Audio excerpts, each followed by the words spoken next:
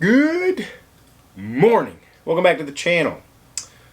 We're going to talk a little bit about the old Workhorse version 2, kind of a modern responsive yo-yo here for the Yo-Yo Boomers Club.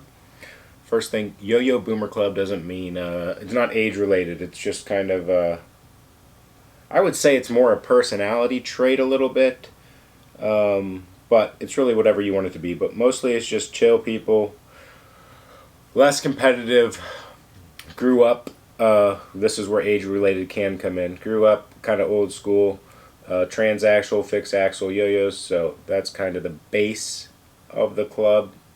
But yeah, anybody can join. It's over on the Yo-Yo Expert forums, and there's a section in the G2 Discord. So the Workhorse is the first yo-yo I am helping them design and create. They had a version 1. So this is the version 2. We've got blue jean or denim blue. It's got an engraving on it we'll show off, and I just kind of wanted to highlight for record-keeping purposes the changes of it as I'm prepping them. They're debearing yo-yos. They're all coming lubed. They are responsive. They are meant to be, when I say modern responsive, they can handle some 1A tricks. Sometimes we call it 0A, but it's still responsive in the end. But it's not responsive enough. It's not a looper. It's going to do shoot the moon incredibly well, fly away to a return. You can throw a sleeper, tug responsive, that type of responsive. Looping responsive, not without some modding. But something slimline, fits in the pocket. The weight, this is slightly lighter than the original Workhorse version 1 prototype, less than a gram light. What we ended up doing was increasing that schmoove ring big time. While we did that, we also adjusted the weighting, the angle of the wall ever so slightly, still rounded. If you look at it, quick glimpse, you're probably not going to be able to see it, but you will see that that catch zone is wider by a little bit if you really pay attention. And we took some of that schmoove ring and moved it out towards the edge. So while the yo-yo got lighter, I do expect it to play a little bit heavier stock. Now, stock, because it's made to fit O-rings. The big black O-rings, you can adjust the weighting by sliding them in the cups of this yo-yo. Right now we're just trying to get the stock setting set up, and then whatever club wants to do as far as a production version and release. If that will come with O-rings or not, it has not been decided, but the option is there if you want a little more weight to just pop an O-ring in that cup. Each of these is going to come with a Throw Yo Solutions Woody Wagon string. It's kind of just like it's a station wagon colored themed string. I haven't messed with it yet, or I haven't played with it. I did mess with it. I went to put it on mine, and honestly, it's wound very, very tight. I didn't want to take the yo-yo apart and put it over the axle, so I didn't put it on.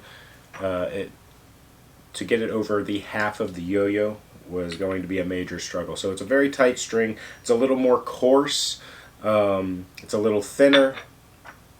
I expect it to basically last forever, how it feels in the hand. Those are, I think they're just prototype strings, so they'll be coming out with these to whoever pre-ordered these protos.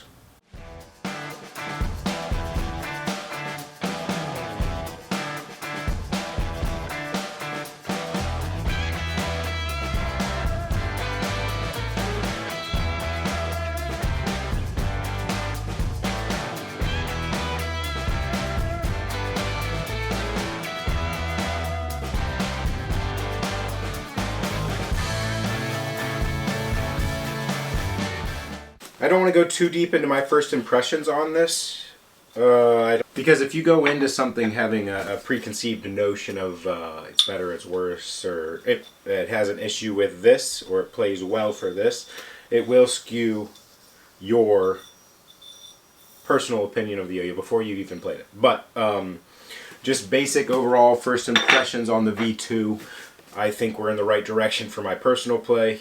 My 0A is not the best. You saw some of my tricks there. I'm very basic at it. So it does what I want it to do.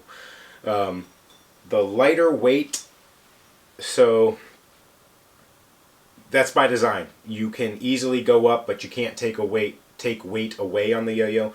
with the O-rings. You can pop it in. It's like 53 and some change.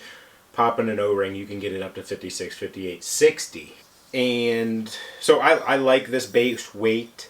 This is everything I would want from this design and this play style. I like the extra rim weight. You can tell, even though it's lighter, it does play a little more forgiving, we'll say. And I think that also, while the catch zone wasn't overly dramatic on the adjustments, I do believe that you can tell it in the play with it. The walls are still high enough for the kick flips, but it's a little easier, a little more forgiving on the catch zone tricks, and the bigger schmoove rings definitely help it, in my opinion, overall. So I think great adjustments to the club members that suggested them from V1 to V2.